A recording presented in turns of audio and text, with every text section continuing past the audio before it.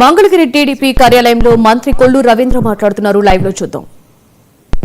ఆ వాస్తవ విషయాల్లో మీ నాయకులు, మీ కుటుంబ సభ్యులు, మీ బంధువులు అన్నీ కూడా బయటకు వస్తూ ఉంటే వేల కోట్ల రూపాయల ట్రాన్సాక్షన్స్లు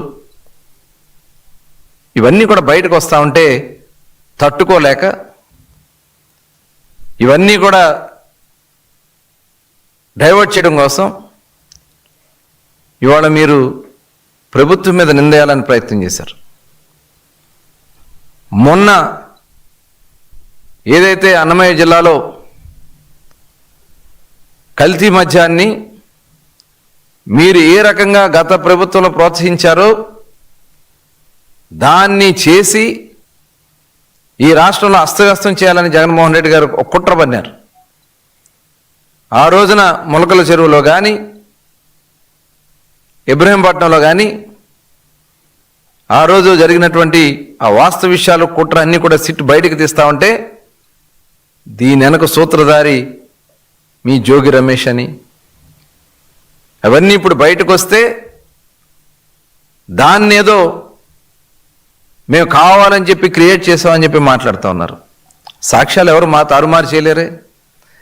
జనార్దన్ రెడ్డి జోగి రమేష్ గారి ఇంటికి వెళ్ళింది వాస్తవం కదా సౌత్ ఆఫ్రికాకి వెళ్ళే ముందు.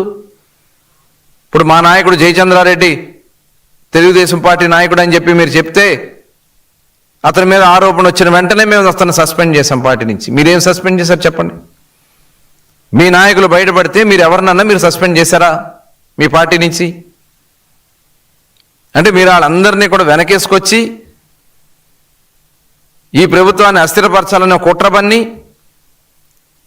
ఇదే జగన్మోహన్ రెడ్డి గారు ఏం మాట్లాడారు? ప్రతి 3 బాటిల్స్కి 1 బాటిల్ కల్తీ మద్యం ఉందన్నారు.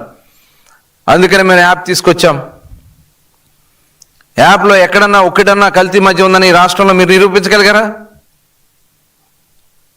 ఇవాళ మీరు మద్యం గురించి మాట్లాడుతూ ఉన్నారు. మీవన్నీ కూడా ఒక్కొక్కటి అన్నీ బయటకు వస్తూ ఉన్నాయి.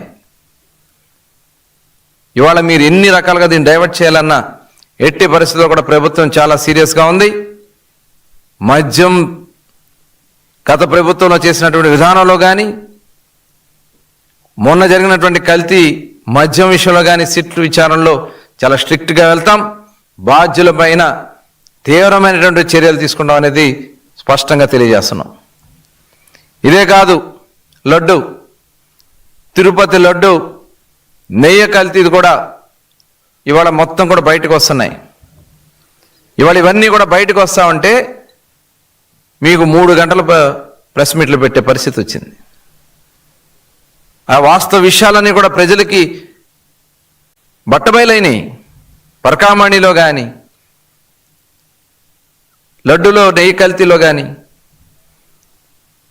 మీరు మీ బంధువులు చేసినటువంటి వ్యవహారాలు ఇవన్నీ కూడా బయటకు వస్తే ఇవన్నీ కూడా డైవర్ట్ చేయడం కోసం, ప్రజల దృష్టి మళ్లించడం కోసం ఎంత తాపత్రయపడుతున్నావు జగన్మోహన్ రెడ్డి గారు?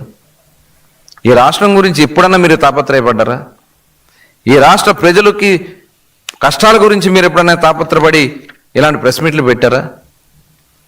కేవలం మీ ఉనికిని కాపాడుకోవాలి, మీ దుర్మార్గ రాజకీయాలను కాపాడుకోవాలి, మీ అరాచక శక్తుల్ని కాపాడుకోవాలి.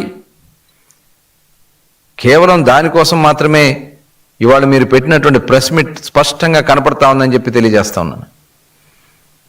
ఇవాళ మీ పెన్నీళ్ళ సోదరులు హత్యలు, దుర్మార్గాలు, దౌర్జన్యాలు, పల్నాడు జిల్లాని ఏ రకంగా మీరు శాంతి భద్రతలు లేకుండా చేసినటువంటి వ్యక్తుల్ని, కల్తీ మద్యం కేసులో ఉన్నటువంటి జోగి రమేష్ లాంటి వ్యక్తుల్ని,